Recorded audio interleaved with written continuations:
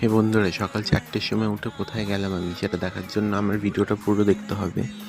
দুদিন ধরে ভাবছিলাম যে কোথায় যাওয়া যায়। তারপরে হঠাৎ করে মনে পড়লো যে মামাবাড়ি যাওয়া হয় না অনেকদিন, তো চলো মামাবাড়ির দিয়ে ঘুরে আসা যাক।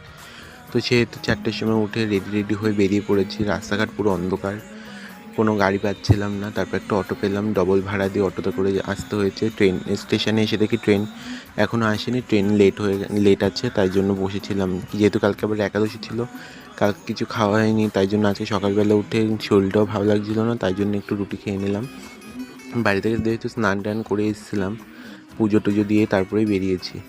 তারপরে এদিকে আস্তে আস্তে ভোরের আলো ফুটে গেছে। তারপরে বসেছিলাম পাশে বসে থাকতে থাকতে দেখি আমার পাশে আবার একটা পুলিশ এসে বসেছে।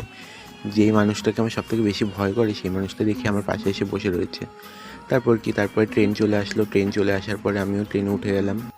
তারপর হাওয়ার সাথে কথা বলতে বলতে মামাবাড়ির উদ্দেশ্যে রওনা দিলাম।